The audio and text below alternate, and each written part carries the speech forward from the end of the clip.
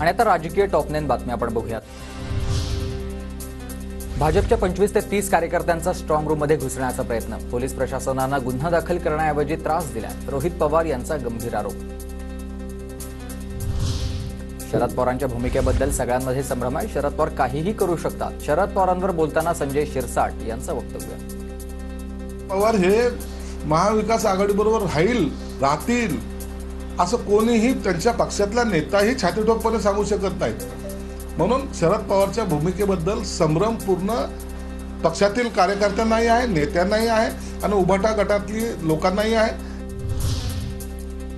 सोलापूरमध्ये काँग्रेस आणि ठाकरे गटातला वाद चिघळलाय। शरद कोळींची गाडी फोडल्यास सुशीलकुमार शिंदेंचं घर फोडणार। ठाकरे गटाचे उपजिल्हा प्रमुख संतोष पाटील यांचा काँग्रेसला इशारा। ऑफिस समोर हे जे काँग्रेसचं एक पदाधिकारी आणि काही भाड्यानं येऊन महिला तिथं जे नाटक करण्याचा प्रयत्न केला त्याचा आम्ही पहिल्यांदा जाहीर निषेध करतो। गाडी जर शरद कोळीची फुटली तर काँग्रेसचं प्रणितीताई शिंदेचं आणि सुशीलकुमार शिंदेचं घर सुद्धा आम्ही फोडू। विनोद तावडेंनी काँग्रेस अध्यक्ष खरगे राहुल गांधी यांना बदनामी केल्याप्रकरणी नोटीस पाठवलेली आहे। पैसे वाटताना पकडल्याच्या आरोपांप्रकरणी ही नोटीस सार्वजनिक माफीनामा जारी करण्याचीच मागणी केली आहे। सर्वांना उद्याची उत्सुकता आहे। उद्धव ठाकरेंचं हे वक्तव्य। आता कालचा बॉम्ब आधी फुटला असता तर मोठा स्फोट झाला असता। अदानींवर झालेल्या आरोपांबाबत ठाकरेंचं वक्तव्य। आपण सर्व वाट बघतो आहोत। एकच जरा थोडीशी